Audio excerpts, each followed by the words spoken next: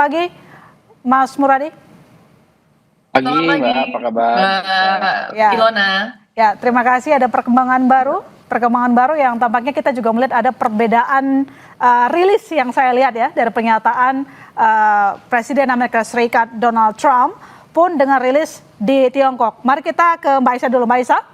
Pertama sebelum lebih jauh lagi, menurut Anda benarkah klaim dari si Trump bahwa Tiongkok akan turun tangan untuk membuka Hormuz, atau kembali ke rilis Tiongkok yang tidak menyebutkan sama sekali soal Hormuz, tapi memang membicarakan masalah geopolitik. Jadi tidak ada kalimat Hormuz, atau mungkin ada yang baru, Anda yang tahu, silakan.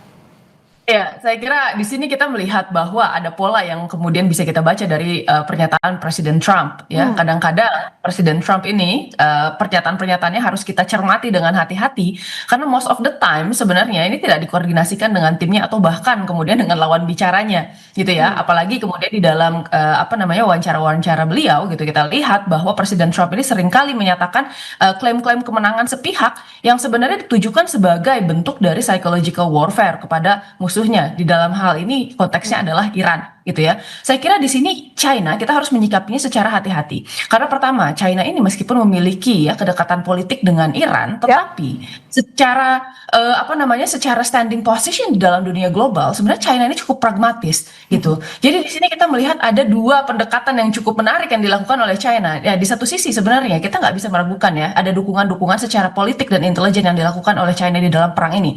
Misalnya saja China ini kan sebenarnya mendelegasikan sebenarnya ya fungsi intelijen ke salah satu perusahaan swasta seperti Baidu, gitu ya, yang mana kita tahu sebenarnya mereka melakukan plausible deniability atau kemudian penyangkalan terhadap ya pelibatan China karena dibilang bahwa itu adalah perusahaan swasta. Akan tetapi kan kita tahu bahwa tidak ada perusahaan yang benar-benar swasta sebenarnya yang ada di China, gitu. Tetap ada to some extent kontrol dari pemerintahnya. Lalu kemudian secara politik kita juga bisa melihat adanya dukungan di dalam Dewan Keamanan PBB, di mana kemudian China juga melakukan double veto bersama Rusia dalam draft resolusi yang diajukan oleh Bahrain kemarin ke DKPBB. Dan ini cukup menarik karena kita melihat bahwa posisi China ini selalu konsisten di bidang ini. Jadi saya rasa tidak mungkin ya di dalam Selat Hormuz China ini mengambil posisi yang benar-benar kontra dengan Iran. Meskipun memang China memiliki kepentingan ekonomi di dalam Selat Hormuz. Yes, di satu sisi sebenarnya China menikmati keuntungan dari perang ini. Di antaranya ini adalah vacuum of power yang dilakukan oleh Amerika Serikat, karena perhatian Amerika Serikat menjadi terpusat ke kawasan Middle East. Sementara di kawasan Indo-Pasifik kita kan tahu bahwa Amerika Serikat ini kan sebenarnya mengalihkan sebagian besar sumber dayanya, termasuk diantaranya adalah THAAD sistem di Korea Selatan untuk ditarik ke Timur Tengah, karena Amerika Serikat sudah menghabiskan lebih dari 50% dari total munitionnya. Itu berdasarkan data dari CSIS dan New York Times, gitu ya. Nah, tetapi di sisi lain sebenarnya China ini berjaga-jaga, dia berhati-hati agar konfliknya tidak meluas ke kawasan Indo-Pasifik, serta kemudian harga-harga dari energi serta kemudian bahan-bahan kritikal khususnya di bidang petrokimia ini tidak bertambah, gitu ya, karena ini akan merugikan China secara keseluruhan. Meskipun China memiliki cadangan energi sekitar 120 hari, saya kira sebenarnya ini akan terus merugikan China apabila harganya tidak terkontrol dan naik secara serampangan, gitu ya. Oleh karena itu saya kira di sini China itu posisinya di tengah-tengah, apalagi ketika pertemuan dengan Xi Jinping ya, Trump dengan Xi Jinping, kita bisa melihat bahwa sebenarnya China ini kan sebenarnya dia berusaha untuk menerapkan yang namanya maximalist approach juga di dalam kerjasama mereka. Extend kita bisa melihat China ini tetap hedging ke Amerika Serikat, jadi melakukan kemudian kerjasama secara ekonomi, tetapi kemudian di sisi lain itu tetap menjaga hubungan diplomatiknya dengan Iran.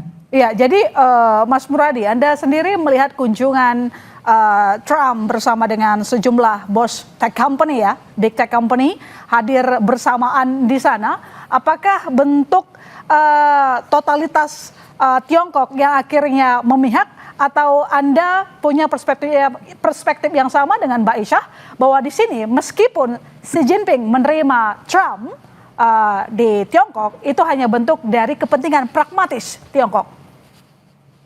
Iya, kan dalam politik luar negeri nggak bisa kemudian panas setahun hanya datang hujan sehari, gitu ya. Trump maki-maki, senaknya buat tarif, menuduh ini menuduh itu, tiba-tiba datang dan seolah selesai. Saya kira situasinya nggak seperti itu. Jadi memang ini koalisi ataupun hubungan yang lama dibangun antara China dengan Iran. Saya kira dalam posisi tertentu ini nggak mudah, dan kalaupun kemudian misalnya itu tersampaikan katakanlah itu lebih banyak untuk sebagai bagian diplomasi talk ya. Jadi omongan demokrat diplomasi yang sebenarnya tidak memberikan efek apapun. Itu yang pertama. Oh. Yang kedua sebenarnya kalau kita detail melihat hari yang sama Iran memamerkan drone yang warna merah dan pink itu ya, sebenarnya saya hanya senyum sebenarnya karena itu adalah drone yang kemudian tanda kutip disupport oleh China. Kalau kita mau jujur itu ya. Jadi memang sebenarnya secara prinsipil tidak memberikan efek apapun. Jadi bahwa China ngomong apapun, Iran hanya mengatakan bahwa saya dibantu loh. Ini loh drone-nya itu yang kemudian menghancurkan banyak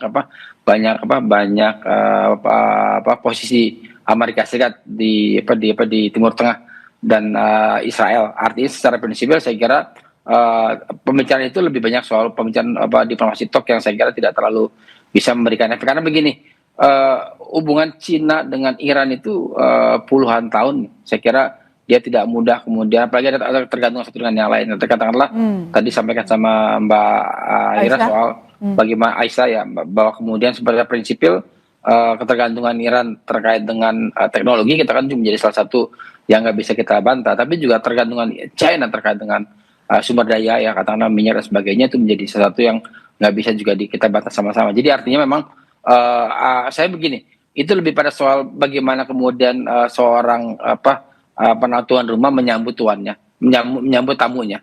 Jadi secara prinsipil tidak akan ada follow up yang secara signifikan, walaupun tadi ada tawaran misalnya menjadi mediasi. Nah mediasi ini ya saya kira beberapa waktu kemarin kita diskusikan bahwa China mungkin jauh lebih elegan ketimbang misalnya negara-negara lain menjadi mediator begitu.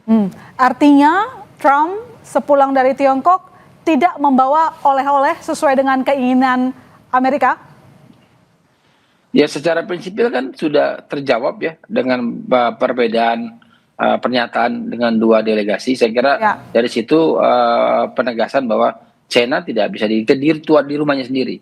Bahwa kemudian misalnya ada kesepakatan cheat and chat ya dalam pertemuan yang sifatnya personal misalnya, ada berdua begitu, bisa jadi itu adalah bagian dari yang kemudian menjaga etik tuan rumah. Dalam posisi tertentu saya kira saya kira punya karakteristik yang sangat menghormati tamu. Jadi itu juga budaya di Cina ya. Jadi saya kira secara prinsipil Trump hanya akan mengklaim, tapi kemudian secara prinsipil tidak bisa, kecuali misalnya kemudian Amerika Serikat setuju meminta China menjadi bagian dari mediasi antara Iran dengan Amerika Serikat tadi gitu. Atau jangan-jangan sebenarnya Mbak Aisyah, kedatangan si Trump ke Tiongkok adalah bentuk minta bantuan kepada Xi untuk menjadi sponsor damai, karena negosiasi kedua ini kan sangat nggak pernah ke meja negosiasi lagi setelah yang sebelumnya gagal. Iya Mbak Ilona, jadi ini cukup menarik ya, karena memang pertemuan ini itu bukan sesuatu yang sebenarnya direncanakan secara mendadak dalam rangka pembicaraan perang, tetapi ini sudah direncanakan sebenarnya dari bulan April lalu ya. Tapi kemudian karena adanya perang ini ditunda sampai ke bulan Mei sekarang gitu, dan kita lihat sebenarnya dari deretan pejabat yang dibawa Trump dan pengusaha-pengusaha gitu ya, banyak dari topiknya itu sebenarnya berkisar di antaranya adalah perdagangan ya, ekonomi, lalu kemudian hubungan baik antara luar negara, industri, dan masih banyak lainnya. Nah, tapi kalau kita lihat di sini, pasti ya, di dalam agenda terkait ekonomi, sekarang kita nggak bisa memisahkan yang namanya geopolitik dan geoekonomi. Itu pasti saling terikat satu sama lain, terutama karena konflik yang ada di Timur Tengah saat ini, itu kan sangat berpengaruh terhadap harga-harga dari energi, serta kemudian bahan-bahan kritikal di dalam industri. Terutama di antaranya ketika ini membicarakan tentang masalah, taruhlah ini ya kerjasama semikonduktor dan misalnya EV di antara kedua negara. Ini kan kita bicara tentang misalnya beberapa produk petrokimia yang sangat berpengaruh terhadap produksi dari produk-produk tersebut. Taruhlah saja misalnya helium, itu merupakan salah satu bahan utama pembuat semikonduktor yang sampai saat ini belum ada sebenarnya material lain yang bisa menggantikan helium di situ. Nah, jadi saya kira di sini sebenarnya pembicaraan terkait Selat Hormuz itu sangat terkait sekali dengan pembicaraan ekonomi yang akan dibawa oleh Presiden Trump gitu. Jadi kita nggak bisa sebenarnya memisahkan antara satu sama lainnya. Dan di sisi lain sebenarnya sebenarnya di sini Donald Trump ya dia mengetahui bahwa ketika dia masuk ke dalam pembicaraan ini dia harus terlihat seperti pihak yang menang. Meskipun memang pada kenyataannya di sini China itu leverage-nya jauh lebih tinggi dibandingkan dengan Amerika Serikat gitu ya. Karena di sini Amerika Serikat itu terlihat sebenarnya di mata China sebagai negara yang datang dengan posisi yang sebenarnya kalah perang gitu. Di mana kemudian pasukannya terdesak ya, secara ekonomi juga ini cukup kelelahan karena sampai sekarang dana yang diajukan oleh Amerika Serikat ke Kongres ini belum di-approve gitu ya. Sementara konflik yang ada di Timur Tengah di Selat Hormuz ini kan tetap sebenarnya berjalan secara terus-menerus. Ya. Dan selama ini tidak membuka Selat Hormuz sampai sekarang itu keadaannya itu akan semakin runyam dan tujuan akhir dari Amerika Serikat untuk bisa menurunkan harga minyak, harga bahan-bahan kritikal itu kan semuanya tidak akan tercapai gitu permasalahannya. Nah, oleh karena itu sebenarnya Amerika Serikat ini pasti akan meminta bantuan China untuk bisa membujuk Iran. Karena apa? Di tahun 2015 ketika kita bicara tentang JCPOA yang ditandatangani antara Amerika Serikat dan Iran, salah satu hal yang kemudian dilakukan oleh Amerika Serikat di bawah Presiden Obama saat itu adalah melakukan diplomasi kepada Rusia dan kepada China dan melakukan konsesi tertentu untuk bisa membujuk keduanya menekan Iran untuk bisa menandatangani JCPOA itu. Oleh karena itu waktu itu perjanjiannya muncul tuh dengan kesepakatan bahwa program nuklir Iran itu dibatasi ya dengan peraturan-peraturan tertentu termasuk enrichment uranium di 3,67% dan kemudian kita melihat bahwa ada timbal balik yaitu adalah peringanan sanksi-sanksi yang dikenakan oleh Iran. Nah saat itu Amerika Serikat melakukan konsesi dengan Rusia dan kemudian China. Dan saat itu kita tahu bahwa kemudian daya tekannya itu belum terlalu tinggi karena waktu itu perang Rusia belum ada dan Taiwan belum sepanas ini kondisinya, gitu ya. Nah sekarang kita lihat di sini pasti Amerika Serikat akan melakukan hal yang sama, terutama kayak kita tahu bahwa Donald Trump ini sudah melakukan call dengan Putin sebelumnya selama 90 menit dan sekarang melakukan kunjungan dengan Xi Jinping. Pasti ada konsep tertentu yang ingin diangkat oleh Trump. Apakah itu tentang Taiwan, apakah itu tentang kehadirannya di Pasifik dan masih banyak lagi. Jadi kita nggak tahu itu di masa depan maksudnya seperti apa kesepakatan yang ada di antara China dan Amerika Serikat. Karena balik lagi, China ini meskipun dekat dengan Iran, sebenarnya to some extent ya dia memiliki pragmatisme juga, apalagi kalau secara ekonomi. Jadi Anda secara tidak langsung ataupun langsung begitu memang tidak yakin bahwa klaim Amerika Serikat itu Tiongkok akan ikut menekan Iran.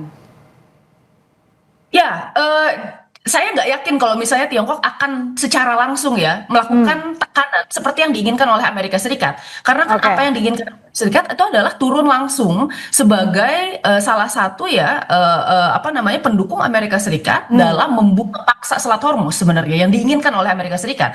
Karena definisi dari dukungan ini kan sebenarnya beragam kalau menurut dari Tiongkok. Nah sementara kalau Iran juga menginginkan sebenarnya Tiongkok itu untuk berturut serta ya ikut campur di dalam proses damai Amerika Serikat dan Iran, tapi bentuknya berbeda gitu. Saya rasa di sini Tiongkok itu betul, ini jauh lebih elegan. Betul kata tadi Mas Muradi. Kalau misalnya seandainya apa yang dipikirkan oleh Donald Trump ini adalah membuka secara paksa, saya kira Tiongkok akan lebih banyak menggunakan jalur-jalur diplomasinya ya untuk bisa membujuk Iran. Apalagi Iran ini kan menginginkan Tiongkok sebagai salah satu negara garantor sebenarnya untuk menjamin bahwa Amerika Serikat di masa depan tidak akan melanggar konsesi yang telah dicapai oleh Amerika Serikat dan Iran.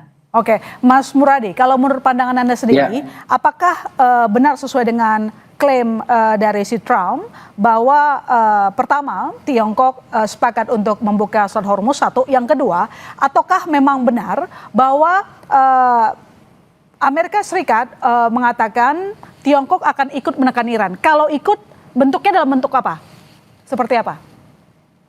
Iya, itu yang saya kira dari beberapa pemberitaan, kemudian juga ada beberapa analisa ya, saya kira tidak dalam posisi yang clear betul, karena betapapun misalnya katakanlah itu diklaim sebagai sudah dilakukan dan akan dilakukan oleh Iran, oleh China ke Iran, saya kira langkahnya nggak seperti itu. Lebih banyak misalnya kemudian mendiskusikan bagaimana kemudian exit way supaya Iran juga kemudian tidak kehilangan momentumnya. Dalam perang ini kan ada momentumnya. Nah, momentum itu yang saya kira perlu dijaga oleh Iran dan juga China, saya kira secara implisit menyokong itu. Itu poin pertama. Yang kedua, dari beberapa cerita beberapa manuver dan sebagainya, saya kira 40 negara plus ya, terutama misalnya Inggris, kemudian Perancis dan Jerman, itu kan dari awal sudah tidak akan mengatakan bahwa akan terlibat kalau sudah terjadi perdamaian. Jadi perangnya selesai dulu baru kemudian mereka terlibat. Jadi apa yang kemudian menjadi kekhawatiran banyak pihak tentang terlibatnya di luar Iran dan juga US, saya kira menjadi salah satu advantage buat Iran ya, untuk bahasa saya untuk kekeh ya, untuk tetap ngotot bahwa mereka dalam posisi yang ada saat ini gitu. Katakanlah itu poin pertama, kedua itu. Nah, yang ketiga saya kira juga penting Iran juga membangun komunikasi secara intensif ya. Saya kira kasus misalnya tanker Qatar bisa melintas secara diam-diam, saya kira menjadi bagian penting yang perlu kita garis bawahi, bahwa Iran sudah membangun komunikasi itu dengan 40 negara pimpinan ya, Inggris dengan dengan Prancis tadi. Artinya apa? Ada secara prinsipil Cina akan hanya membuka menjentikan jari, bahwa kemudian langkah itu kemudian meninggalkan US. Karena saya kira ini dua langkah berikutnya, saya kira Eropa akan betul-betul meninggalkan US ya. Itu saya kira. Eropa akan meninggalkan US, indikasinya? Iya, indikasinya adalah Inggris, Prancis dan juga Jerman memimpin 40 negara lebih itu kemudian mendorong proses bahwa kami juga punya caranya sendiri untuk menyelesaikan masalah-masalah yang ada dalam konteks kontinen Eropa ya. Katakan itu, saya kira itu menjadi penting pernyataan dari Perdana Menteri Inggris berkaitan soal terlibat tidaknya Inggris dalam konteks blokade yang ada di Selat Hormuz. Jadi saya kira ini penting buat digarisbawahi. Nah, yang terakhir gini, Mbak, poin penting yang saya kira juga harus dilakukan oleh Iran adalah juga kemudian memastikan bahwa ketergantungan China terkait dengan sumber daya alam, katakanlah minyak, itu juga menjadi salah satu yang saya kira perlu ditekankan penting. Karena begini, beberapa hal bahwa China itu punya sikap pragmatis ya, tapi dia juga tidak mudah untuk misalnya meyakinkan negara di luar Iran untuk mau menjual minyaknya ke Cina. Ini nggak mudah, kecuali dengan penekanan tadi model-model BOR ya, yang memang pada akhirnya memaksa negara kemudian pada akhirnya tidak punya pilihan dengan jeratan hutan dan sebagainya. Saya kira di situ yang saya kira perlu dilihat dalam posisi kenapa kemudian China merasa betul untuk memberikan tanda kutip opini terkait dengan Iran berkaitan dengan penting untuk misalnya mereka menjaga marwah momentum kemenangan tadi begitu. Mbak Esa, apakah Anda sepakat bahwa nanti sejumlah negara Uni Eropa akan meninggalkan Amerika Serikat karena mereka punya caranya sendiri? Lalu kemudian pertanyaan berikutnya, bagaimana dengan negara Teluk yang sebenarnya juga terhimpit dari masalah Iran dan juga Amerika Serikat? Iya, Mbak Ilona, ini cukup menarik ya isu ini, karena kemarin saya kebetulan baru saja pulang dari Yerevan, ini mengikuti Yerevan Dialogue ya, dan kemudian beberapa pola yang kemudian kita lihat dari negara-negara Eropa. Memang Eropa ini berusaha untuk cling ya, dia berusaha untuk bertahan terhadap kemudian sistem internasional yang ada saat ini. Permasalahannya, proponen utama dari sistem internasional yang kita tahu ya pasca Perang Dunia Kedua, yaitu Amerika Serikat, yang berkontribusi besar dalam pendirian sistem internasional serta organisasi-organisasi internasional yang kita kenal gitu ya, itu sendiri kemudian mulai tidak percaya dengan sistem yang ada, terutama di dalam kepemimpinan Donald Trump. Sebenarnya yang kita lihat di sini patternnya adalah Donald Trump ini menganggap bahwa ya institusi-institusi tersebut, khususnya kemudian di Dewan Keamanan PBB yang dimana ada hak veto oleh P5 countries itu menjadi sebuah hambatan terhadap Amerika Serikat untuk bisa bertindak secara unilateral gitu ya. Ini kan terbukti dari bagaimana kemudian kemarin misalnya Bahrain melakukan mengajukan resolusi lalu kemudian di double veto gitu ya. Ada hal-hal yang kemudian tidak bisa dilakukan oleh Amerika Serikat untuk bisa ya mengaplikasikan national interestnya di dalam level internasional gitu. Makanya ini cukup menarik ketika kita lihat bahwa negara-negara Eropa ini berusaha untuk mempertahankan sistem internasional yang ada, berusaha mempertahankan world based order atau kemudian sistem internasional yang berbasis peraturan gitu ya. Tetapi kemudian pendukung utamanya sendiri Amerika Serikat sudah tidak ada. Dan sebenarnya dari pernyataan-pernyataan termasuk diantaranya adalah rapat yang digalang di Eropa saat itu ya, yang ikuti oleh Inggris, Jerman, Prancis, serta 50 negara lainnya, Amerika Serikat tidak ikut dalam situ gitu. Berarti kan ini ada narasi us versus them, di mana Amerika Serikat sekarang perlahan-lahan mulai hilang dari narasi us yang dimiliki oleh Eropa gitu kan. Ini cukup menarik karena kalau kita lihat di sini ada perbedaan yang cukup signifikan dan perubahan transformasi ya dari peta aliansi dunia ketika nih Amerika Serikat terus kemudian melakukan dan memperlakukan ya aliansinya sebenarnya secara secara tidak signifikan. Bahkan kemudian kalau misalnya kita bicara tentang bagaimana Trump ini memperlakukan aliansinya dibandingkan dengan musuhnya gitu, maka akan lebih terlihat bahwa Trump ini jauh lebih menghargai ya tanda kutip musuhnya dibandingkan dengan aliansinya sendiri. Seperti misalnya diplomasinya kepada Xi Jinping atau kepada Putin gitu. Nah di sisi lain sebenarnya dari negara-negara GCC ini juga kita lihat bahwa sebenarnya ada perbedaan pendapat yang kemudian ada di dalam GCC. Kemarin kan terlihat bahwa dari UAE ini kan sudah mulai ada perpecahan di mana kemudian UAE sendiri keluar dari negara-negara OPEC. Ini kan menunjukkan sebenarnya bahwa ya negara Arab yang tadinya itu satu gitu ya, ini akhirnya kemudian kemudian mengambil decisionnya satu gitu ya masing-masing gitu, dimana kemudian mereka pada akhirnya berpikir gimana caranya agar kita bisa tetap pragmatis meskipun secara politik dia dekat dengan Amerika Serikat gitu. Jadi cukup menarik di mana kemudian negara-negara Arab Teluk ini pada akhirnya ya ada posisi yang kemudian sekarang berusaha untuk hedging kepada Iran karena dia tahu bahwa ada kemungkinan di mana Iran ini memenangkan peperangan gitu ya dan Amerika Serikat ini mulai kemudian kesulitan di dalam peperangan. Ada juga yang sampai saat ini gitu ya mereka masih memiliki kepentingan nasionalnya. Di antaranya adalah Arab Saudi, UAE yang kita ketahui sebenarnya sejak awal perang ternyata melakukan serangan diam-diam. Meskipun itu sesuatu yang surprising ya, karena kita tahu sebenarnya bahwa kedua negara ini memang memiliki pertentangan satu sama lain bahkan sebelum perang ini terjadi di bulan Februari 2026 ini. Mas Muradi, apa kepentingan terbesar Tiongkok? Satu sisi tadi Anda mengatakan bahwa tidak gampang untuk Tiongkok mendapatkan sumber minyak lain, artinya kan mereka harus menjaga relasinya dengan Iran, apalagi tadi memamerkan sejumlah alutsista yang itu juga sponsornya dari China. Tapi satu sisi dia menerima dengan tangan terbuka kedatangan Amerika Serikat. Nanti dijawab Mas, kami segera kembali saudara, tetap di Breaking News Kompas TV.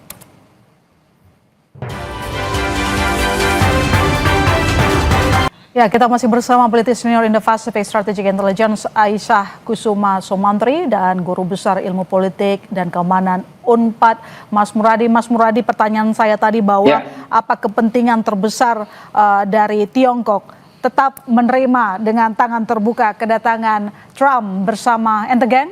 Tentu saja membawa para pengusaha-pengusaha besar dari Amerika Serikat, lalu kemudian tetap menjaga relasinya dengan Iran. Ya, saya tadi yang soal impor minyak China ya. Jadi memang kalau kita ngelihat data 2023 sampai 2025 nama Iran nggak ada dari 5 negara pemasok minyak mentah untuk China. Di situ ada Rusia, ada Saudi Arabia, ada beberapa negara, kemudian muncul misalnya Brasil dan sebagainya. Tapi Iran nggak ada. Ini yang saya kira juga penting kemudian kita garis bawahi bahwa memang hubungan ini tidak mudah untuk kemudian membangun hubungan yang jauh lebih strategis gitu. Artinya membuat saya sebenarnya kalau kemudian apakah kemudian China akan betul-betul menerima proposal Trump untuk bisa menekan Iran, saya kira diskusinya mungkin masih panjang. Tapi saya meyakini betul bahwa ini lebih pada diskusi sebagai tuan rumah yang menyambut tamu. Nah, yang saya kira saya garis bawahi. Jadi saya kira dalam 1 minggu ke depan itu akan kelihatan apakah yang disampaikan oleh Trump itu adalah benar adanya atau apa yang disampaikan oleh juru bicara US itu benar adanya. Karena itu juga tidak sama dengan apa yang disampaikan juru bicara dari Tiongkok itu sendiri. Itu poin pertama itu. Yang kedua, apakah kemudian Cina akan mengorbankan hubungan yang jauh lebih strategis dengan Iran dengan kemudian menerima tawaran Trump, terutama misalnya yang tadi beberapa disampaikan Mbak Aisyah soal ada perubahan geopolitik ya di Asia Timur misalnya, katakanlah soal Taiwan itu saya kira Cina sudah ada di atas angin ya. Jadi katakanlah kapanpun Cina mau melakukan tanda kutip misalnya menyerbu dan menguasai Taiwan anytime itu. Kalau konteks hari ini kita lihat ya. Artinya secara prinsipil dia tidak dalam posisi kemudian di bawah bayang-bayang atau di bawah tekanan Amerika Serikat. Jadi sebenarnya yang paling penting adalah yang saya kira penting untuk kemudian ditangkap oleh Trump adalah soal tarif. Nah, tarif ini yang saya kira kemarin juga belum putus karena ada semacam negosiasi di situ. Saya sih menduga bahwa ini akan tidak dalam posisi yang strategis dibicarakan, tapi itu kemudian itu menjadi wacana yang disampaikan. Saya kira dua-duanya itu memungkinkan ya bicara soal tarif. Artinya memang Di luar itu Cina hanya ingin menawarkan bahwa siap menjadi mediator kalau memang dibutuhkan. Nah, problem berikutnya adalah mediasi itu kan ada dua kubu yang punya kepentingan. Nah, ini yang saya kira dalam posisi tertentu kepentingan Iran itu di mata China jauh lebih strategis dibanding kepentingan US di mata Iran, ya. Di mata China. Kenapa? Karena posisi yang tadi sebutkan di awal bahwa ini pola ini tidak mudah. Ini sudah puluhan tahun dan mereka dan China misalnya mampu tanda kutip ya menyembunyikan data alur minyak mentah dari Iran ke China secara periodik, paling nggak dalam 3 tahun terakhir nama Iran tuh nggak muncul begitu, Mbak. Tapi satu sisi kan Trump mengatakan bahwa Tiongkok punya kepentingan besar justru di Hormuz. Ini cuma klaim saja atau sebenarnya ketika Iran memblokade Hormuz lalu kemudian dibalas lagi oleh Amerika Serikat, ya China juga yang dapat untung besar. Sebaliknya gitu kondisinya. Ya kalau bicara soal produsen minyak, saya kira yang diuntungkan bukan China, yang diuntungkan adalah Rusia. Karena hampir semua negara yang kemudian punya kecenderungan dekat dengan US diarahkan untuk membeli minyak ke Rusia, tidak ke negara-negara yang ada di Timur Tengah. Kenapa? Karena terblokade tadi. Jadi secara prinsip itu. Yang kedua, bahwa sampai hari ini saya kira kapal-kapal China juga punya privilege sebenarnya kalau kita mengikuti dalam 2-3 minggu terakhir ya. Mereka bisa kemudian keluar dan membawa tanda kutip entah minyak, entah kemudian bahan-bahan yang memang bisa melewati Selat Hormuz. Saya kira di situ poin pentingnya. Bahwa kemudian ngelihat bahwa apakah China punya kepentingan, saya kira hampir semua negara punya kepentingan. Karena hampir 30, bahkan mungkin 60% produsen minyak bumi ada di wilayah-wilayah Timur Tengah tadi gitu. Oke, Mbak Aisyah, melihat kedekatan yang dipamerkan di media ya, kehangatan sambutan dari Xi Jinping terhadap Presiden Amerika Serikat Donald Trump, apakah mungkin akan mengusik ketenangan Iran? Apakah mungkin hubungan akan renggang? Atau justru sebaliknya, bahwa Iran pun sebenarnya kan kita tahu belakangan juga cukup sibuk ya melakukan kunjungan diplomatik yang bisa saja merupakan upaya untuk kembali ke meja perundingan, negosiasi. Ya, saya kira sebenarnya di sini Iran ini tidak mau terlalu percaya diri ya. Mungkin saya pendapatnya agak berbeda dengan Prof. Muradi di sini. Di mana kemudian China ini sebenarnya kita lihat sebagai negara yang cukup abu-abu ya. Meskipun memang secara politik dia dekat dan dia punya kepentingan juga di Timur Tengah gitu ya. Tetapi di satu sisi sebenarnya saya berpendapat bahwa yang namanya kepentingan nasional itu selalu berada di atas aliansi sebenarnya. Jadi apapun yang nanti akan dilakukan oleh China ke depannya itu akan berdasarkan kepentingan nasional China, baik itu di kawasan Pasifik maupun di kawasan Timur Tengah gitu ya. Nah, terkait kemudian bagaimana kemudian kita menanggapi ini China ini menjadi salah satu primadona saat ini ya, yang dianggap sebagai negara besar yang bisa cukup mengimbangi Amerika Serikat bagi Iran dan kemudian dianggap sebagai pihak yang bisa mempersuasi Iran gitu ya dari sisi Amerika Serikat. Saya kira sebenarnya Arakci paham betul bahwa Iran ini merupakan salah satu sekutu terbaik dari Cina. Tetapi permasalahannya ya, kerjasama yang dilakukan oleh China dengan Iran ya dan kemudian Rusia dengan Iran ini berbeda dengan aliansi yang dilakukan oleh Amerika Serikat dengan NATO yang sifatnya itu memang adalah collective defense, atau sebagai bahasa sederhananya kita bisa bilang bahwa satu diserang semuanya akan kemudian membantu, dan kemudian satunya menyerang maka atas konteks yang kemudian legal dan bisa dipercaya gitu ya, maka yang lain juga akan melakukan assistance gitu ya. Nah, tetapi permasalahannya di dalam konteks Iran tidak ada kerjasama yang kerangka yang kemudian bisa melakukan hal tersebut. Makanya kemarin misalnya kita bicara tentang masalah nuklir, ada beberapa yang mengatakan bahwa Iran mungkin tidak akan membangun senjata nuklir karena ya akan kemungkinan dilakukan yang namanya umbrella nuclear deterrence atau perlindungan payung ya dari negara-negara pendukung Iran yang lainnya seperti China dan Rusia, dan saya rasa itu memungkinkan, tetapi kemungkinannya kecil karena tadi tidak ada kemudian kerangka kerjasama tertentu yang mendukung ya kerjasama seperti itu untuk bisa dilakukan, karena semua negara ini sebenarnya di pihak yang oposisi negara Barat itu cukup pragmatis terhadap kepentingan nasionalnya itu sendiri, dan ini memiliki pandangan masing-masing terhadap apa sih yang harus strategi yang dilakukan ke depannya gitu ya, meskipun to some extent ada alignment yang terjadi di dalamnya. Nah, termasuk diantaranya adalah China. Dan Irannya tahu betul masalah hal itu. Oleh karena itu, kenapa ada shuttle diplomasi yang dilakukan oleh Arakci ke negara-negara yang dianggap sebagai serta sebagai partner terhadap Iran, baik itu ke misalnya Islamabad, lalu kemudian ke Muscat kemarin ya, lalu kemudian ke Saint Petersburg, ke Moskow, dan sekarang Ya. akhirnya kita tahu bahwa Archie mengunjungi China gitu. Mereka tahu bahwa to some extent sebenarnya China ini cukup pragmatis dan ada celah sebenarnya di mana Amerika Serikat ini bisa masuk. Yang pertama kita tahu bahwa China dan Amerika Serikat ini sudah mengalami yang namanya kompleks interdependent. I think secara global ya, yang namanya semua negara besar ini memiliki ketergantungan satu sama lain, baik itu di bidang ekonomi, baik itu di bidang sosial, budaya, dan lain-lain. Tapi khususnya kalau kita bicara tentang bidang ekonomi, China ini merupakan salah satu manufakturor terbesar Amerika Serikat. Sementara sebaliknya, ya Amerika juga merupakan salah satu pasar China, dan hutang luar negeri terbesar Amerika Serikat itu ada di Jepang dan kemudian ada di China gitu. Jadi kalau misalnya sewaktu-waktu terjadi instabilitas dengan China, ya maka Amerika Serikat akan terdampak. Begitu juga sebaliknya. Ya. Nah, satu hal, kenapa tadi permasalahan Taiwan menurut saya ini menjadi topik yang kemudian akan dijadikan leverage oleh Amerika Serikat, karena ada sebenarnya angin perubahan selama beberapa tahun terakhir ini. Karena Amerika Serikat ini kan selalu posisinya adalah One China policy dari zaman Perang Dingin ya, the Tang period sampai sekarang di tahun 70-80-an.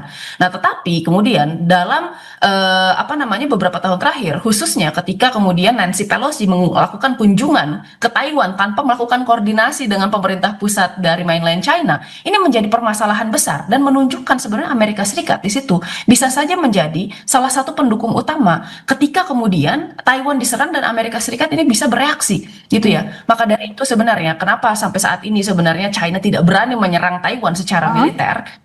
Pertama karena mungkin ya China ini masih berusaha untuk menggait sebenarnya Taiwan secara politik, karena kita tahu sendiri sebenarnya di sana kan politiknya tidak unilateral ya. Di sana ada beberapa partai politik dan ada yang pro China juga di sana, sehingga kemudian secara politik itu masih digaungkan. Yang kedua menurut saya ini lebih berdasarkan bagaimana China menghitung sebenarnya cost and benefitnya, karena resiko untuk bisa menyerang Taiwan secara militer ini akan kemudian berdampak besar, khususnya karena tadi ada kemudian deterrence yang dilakukan oleh Amerika Serikat.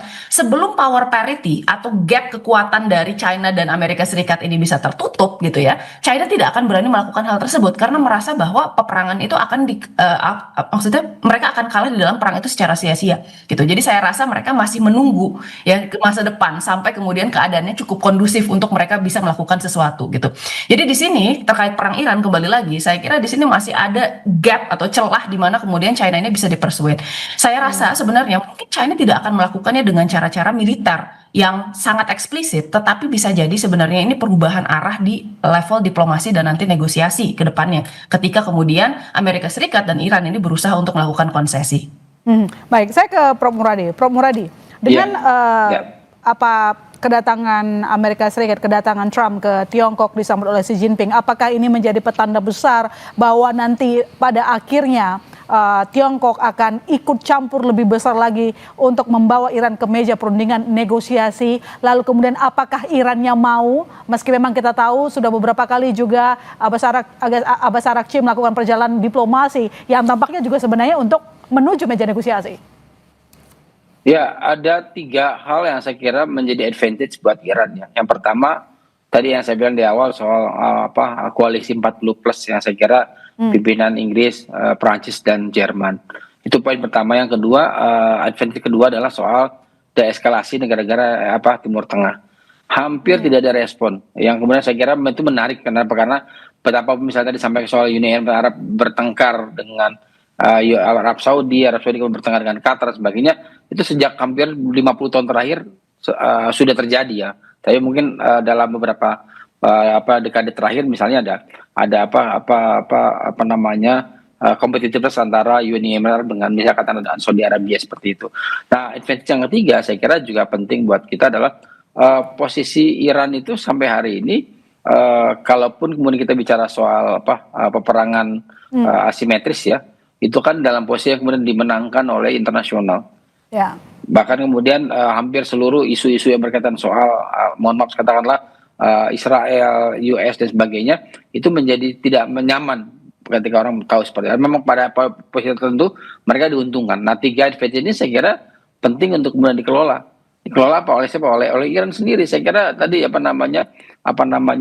transit diplomasi yang disampaikan Mbak Aisyah tadi sebenarnya sudah betul. Mereka secara prinsipil yang jadi masalah begini, kalau kemudian yang datang adalah Arachi, bukan Mustaba mungkin, mungkin beda cerita kalau misalnya Mustaba yang datang gitu kan. Tapi kan poin pentingnya bicara soal security dan sebagainya. Tapi poin penting dari ini adalah keberadaan ketiga event ini menjadi salah satu yang saya kira tetap menjadi bagian penting mengapa Iran dalam posisi ada sedikit di atas dalam melakukan negosiasi. Jadi katakanlah nggak bisa lagi misalnya menekan dalam model-model yang seperti yang dilakukan oleh US.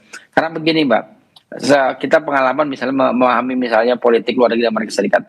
Anda bayangkan misalnya Trump harus turun tangan berkali-kali dan itu kemudian tidak dalam posisi yang sebenarnya firm ya. Anda bayangkan itu yang saya kira menjadi salah satu kekalahan luar biasa politik luar negeri Amerika Serikat. Karena biasanya ini selesai di level katakanlah saya nyebut misalnya Menteri Luar Negeri atau katakanlah misalnya ini selesai di misalnya utusan khusus yang sebenarnya itu kemudian bisa dilakukan secara bertahap. Tapi ini kemudian Trump membawa rombongan hanya untuk meyakinkan China. Artinya apa? Artinya secara prinsipil dia juga tidak dalam posisi yang bisa terkonsolidasi dengan baik di internalnya dia sendiri. Artinya apa? Artinya secara prinsipil saya merasa bahwa langkah-langkah Trump ini akan lebih jauh misalnya akan mendorong hanya pada level China paham posisi dari dari US terkait dengan misalnya Iran. Di sini yang saya kira kenapa kemudian event itu menjadi bagian penting yang tidak bisa dianggap biasa karena kalaupun katakanlah misalnya pada akhirnya ada deeskalasi ya, itu lebih pada soal misalnya saling menjaga jarak saja, bukan menjelaskan perang secara paripurna begitu. Tapi apakah ada kemungkinan bahwa sebenarnya kunjungan Trump bersama sejumlah pengusaha ke Tiongkok adalah bentuk keputusasaan misalnya karena ongkos perangnya sudah terlalu membengkak di luar perhitungan Trump? Ya, membujuk politik itu kan penting. Sama seperti misalnya satu yang saya kira kalau kita agak jeli melihat bagaimana Trump membawa banyak pengusaha itu adalah karena Cina pernah diintimidasi bahasa kasarnya dengan isu tarif ya. Nah ini kemudian mereka datang dengan bentuk pengusaha dengan membawa pengusaha. Saya kira itu untuk mengobati kekecewaan China terkait dengan tarif. Nah tarif itu yang kemudian dimainkan oleh Trump untuk bisa membujuk China setidaknya misalnya menekan Iran atau setidaknya mau kemudian menjadi mediasi. Nah, yang saya kira itu yang penting buat kita. Karena beberapa kali kalau lihat gestur saya 2, 3, 4 kali 5 kali gestur si itu kan tidak terlalu nyaman ya. Ketika merespon apa yang disampaikan oleh Trump. Artinya apa? Secara prinsipil saya merasa bahwa ini lebih pada China menyambut tamu saja sebatas itu dan saya menduga dari beberapa tahapan diplomasi yang dilakukan oleh Trump ini kan itu kemudian lebih pada soal pada akhirnya berhenti di level pembicaraan saja gitu. Follow up-nya saya kira tidak akan menjadi penting kecuali memang China merasa proposal Trump itu menjadi menarik. Tapi pada posisi tertentu misalnya disampaikan oleh Mbak Isa tadi bahwa isu-isu soal Taiwan ya sudah China menahan diri saja sudah cukup sebenarnya tanpa kemudian bisa melakukan manuver lain-lain seperti yang dikhawatirkan oleh banyak pihak begitu. Jadi kalau menurut Mbak Isa sendiri seperti apa dengan kedatangan Trump ke Tiongkok menjumpai Xi Jinping, apakah memang benar dalam bentuk keputusasaan Trump untuk menekan Iran karena ongkos perangnya sudah terlalu mahal, baik untuk menekan Iran atau mungkin membujuk China terlibat lebih besar lagi gitu pengaruhnya seperti negosiasi tahap pertama, ayo kembalikan ke Iran ke meja negosiasi? Ya, saya kira saya sepakat dalam hal ini dengan Prof. Muradi bahwa tadi ya terkait pembicaraan ini sebenarnya lebih banyak mengarah ke arah ekonomi. Tetapi tentu saja pasti ada pembahasan mengenai masalah Iran ya sekali lagi karena ini merupakan sesuatu yang tidak terelakkan.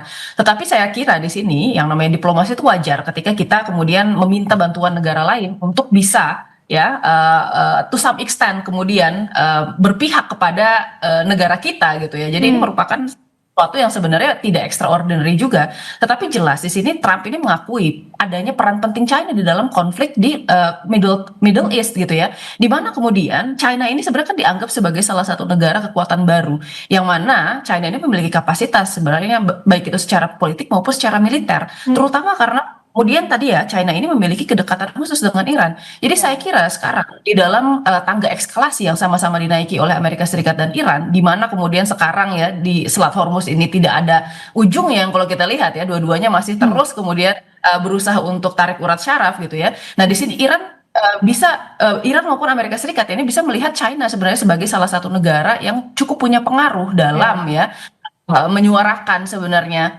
perdamaian di kawasan Selat Hormuz, dan saya rasa ini sudah dilakukan oleh China.